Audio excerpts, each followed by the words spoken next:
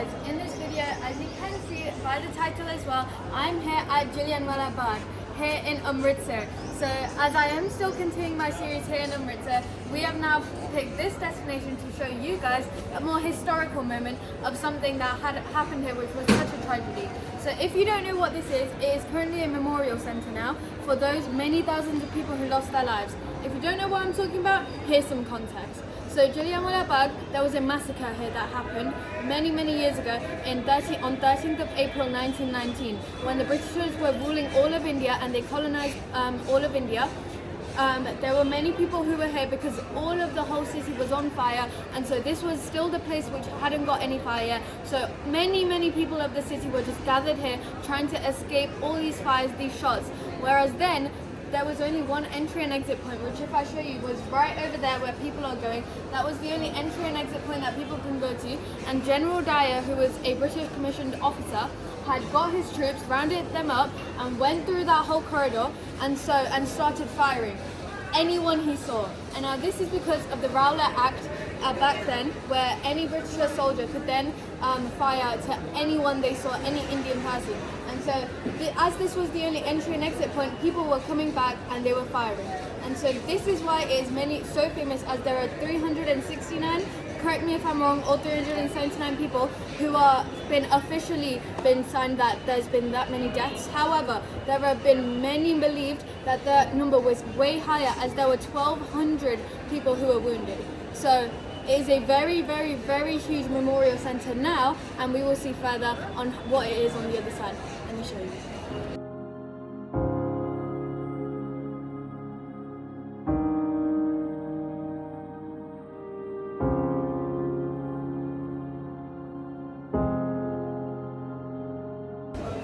So as I was saying, the only exit and entry back at that time was this only corridor where General Dyer had come, and now there are these huge copper statues of the people who were then, well, they seem very happily smiling, but at that time they were not. So there were people rushing through this way, the troops were coming this way, people going that way, they were getting shot left, right, centre. This was the main place of entrance.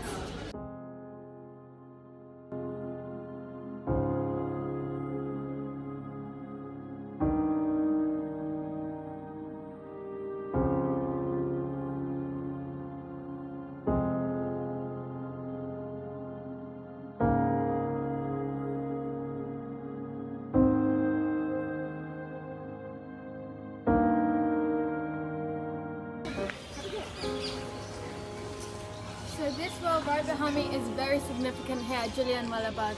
That is because when the Rowlatt Act was here, that people here that gathered up here, they were protesting against it because it was very unfair that any British soldier could then put anyone in jail and kill them. That is very unfair, right? And so that's why they were protesting here. However, obviously General Dyer, he came unannounced without knowing, no one knew, and so that's why then people had to escape the gunshots, jumped into this well. It is many feet deep, and there were at the end, after everything finished, roughly, probably there may be more, but a rough 120 people were then taken out. That many bodies were found out of this one well. And could you imagine the tragedy of all those people that were here?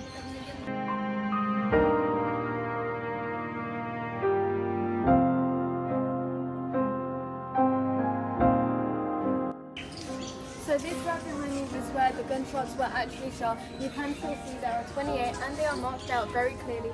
There are all these shots were here, that the shots were fired.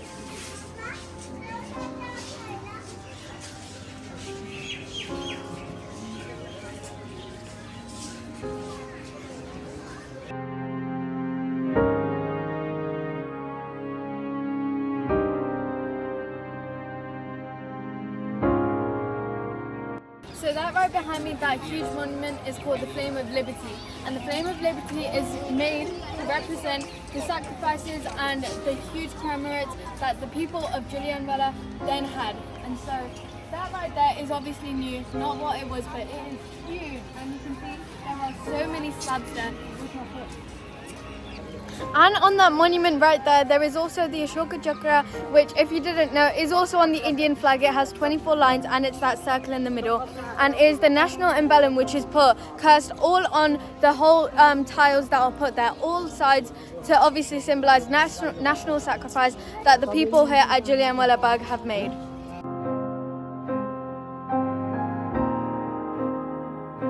This right here behind me is a flame. In Hindi it's called the Amar Jyoti, or if you want to say in English, the eternal flame. So it's a never-ending flame to represent, which is the souls that had died here, and that flame is still inside of us for the people who have made sacrifices here at Jallianwala Bagh.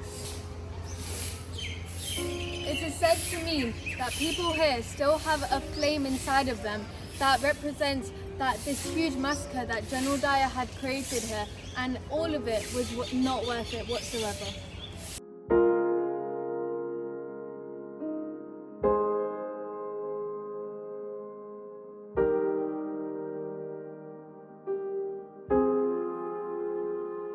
So now we have come to the end of this video. Just previously you saw there was like a little museum on the different people who were involved, and you just saw one of the key person of the event was Rodham Singh, which you saw the whole statement which I put, his ashes have been brought, meaning it is such a sacred place here, and his statement was that he is not scared of dying, he is proud to die. We are against the British Empire, and if you didn't know, the British Empire had back then colonized many countries, including India as well, for a long time.